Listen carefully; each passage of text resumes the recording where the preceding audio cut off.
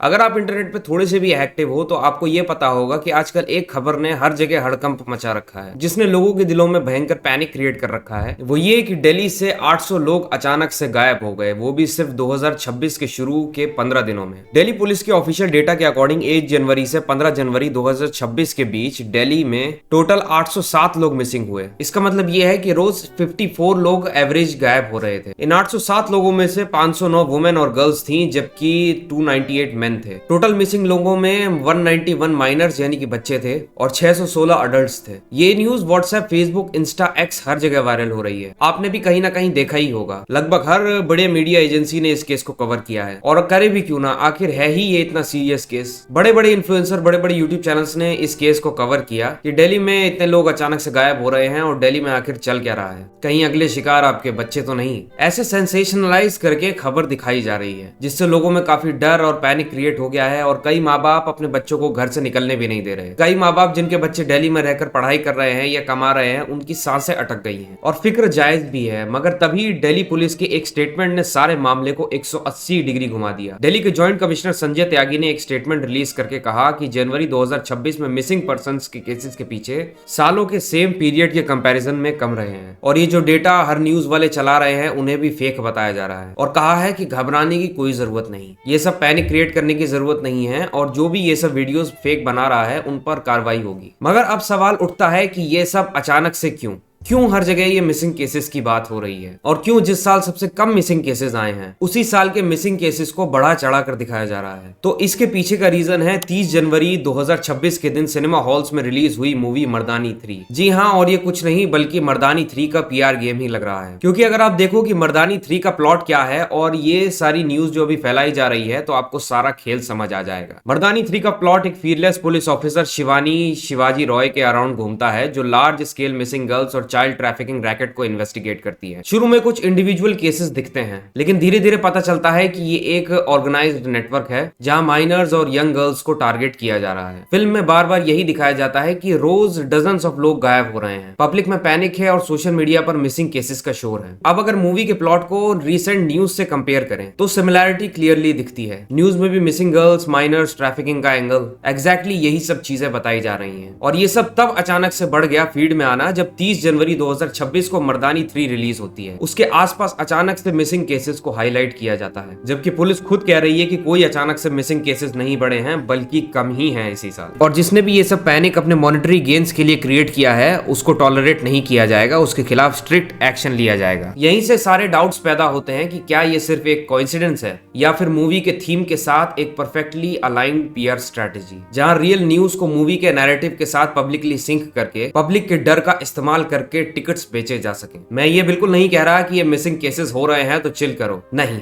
बिल्कुल चिल मत करो। प्रिकॉशंस रखो, अलर्ट रहो, अपने आसपास का ध्यान रखो, बच्चियों की सेफ्टी को सीरियसली लो, लेकिन पैनिक में आकर आप सिर्फ सिचुएशन को बिगाड़ दोगे, उसको संभाल नहीं पाओगे। I hope you like this video. If you like this video, please subscribe to my channel. See you in the next video.